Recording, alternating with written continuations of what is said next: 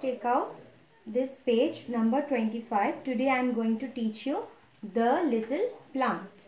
Okay. All of you please take out your book, The Little Plant. I am reading the poem. Please listen to it carefully. In the heart of a seed, buried deep, so deep, a tiny plant lay fast asleep. Wake, said the sunshine, and creep to the light. Wake, said the voice of the raindrops bright. The little plant heard, and it rose to see what the wonderful outside world might be. Written by Kate Louise Brown. So the poet of this little plant is Kate Louise Brown. Now what you can see, children? Here you can see the picture of sun. Okay. And here you can see the picture of cloud. We know that rain falls from the cloud. And here you can see the land where the seed is sleeping here. So in this poem, what we will learn that under the earth, deep inside the earth, what is sleeping? The seed is sleeping. Okay. And inside the seed, what is there? A little plant. So you can look at the board, all of you. I have written here, in the heart of a seed, buried deep, so deep, a tiny plant lay fast asleep. So where is the tiny plant? The tiny plant is buried deep, so deep, in the heart of a seed. Can you see the picture of the seed? Okay. I have drawn the eyes, nose and the mouth of the seed. That is, it is showing that the seed is sleeping. Okay. So the seed is sleeping, and inside this seed, what is there? A tiny plant is sleeping there. Okay. So in the heart of a seed, buried deep, so deep, a tiny plant lay fast asleep. You can see here, class 2, that here I have drawn the sun. Okay. And the sun is calling the seed. What the sun is telling? The sun is telling the seed to wake.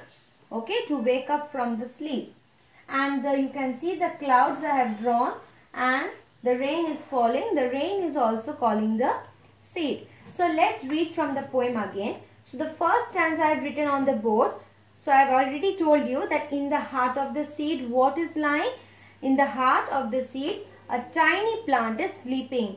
So at first in this poem, what we are learning, that the seed is sleeping. Okay. Then in the second stanza, the sunshine is telling what? Wake, said the sunshine. So what the sunshine is telling to the seed? Wake, W-A-K-E, wake means to get up from the sleep. Okay. Who is sleeping? The tiny plant is sleeping. So inside this one, a tiny plant is sleeping. That is the tiny plant. So this wake is told by whom? The sunshine. The sunshine is telling the seed to wake up, the tiny plant to wake up because it is sleeping. And creep to the light. Creep to the light means to come out towards the direction of the light. Okay. And again another voice was saying, wake, said the voice of the raindrops bright. So when the rain were falling, okay, the raindrops, the rain was falling. The rain was also calling wake. Okay. The rain was also calling the same thing, wake. Okay. The rain was calling whom? The rain was also calling the seed and the tiny plant which was sleeping inside the seed. So the rain also told wake. Now in the third stanza you look, the little plant heard. The little plant could hear the voice of the sun and the rain. Okay. The little plant can hear the voice of the sun and the rain. And then it rose to see. Then slowly this little plant came out. Slowly the little plant came out and it started growing. Okay. It started Okay, the little plant started growing. So when the sunshine and the rain started calling the seed, the tiny plant, it get up from the sleep and now it is looking outside. What the wonderful outside world might be. So the little plant is telling, so wonderful world it is, so nice. I was sleeping but now I have wake up, so I can see so many things in this world. Okay, so this is all about the poem I have explained you. Now you please take a pencil in your hand and please do tick mark. You can see that there is an exercise 1 given in page number 25. Put tick against the sentence that are true and put a cross against the sentence that are false. Okay, you see number A, the seed was buried in the ground. So this one you will put tick mark. Seed was buried in the ground? Yes. So please put tick mark over here. Okay. Then number B, there was a tiny plant in the seed. Yes, there was a tiny plant in the seed. So give cross. Okay. So first one, number A, put a tick mark. Number B, there was a tiny plant in the seed, give tick mark. Then number C, turn to next page 26. You see the tiny plant was awake at the beginning of the poem. In the beginning of the poem the tiny plant was awake? No. So it is wrong.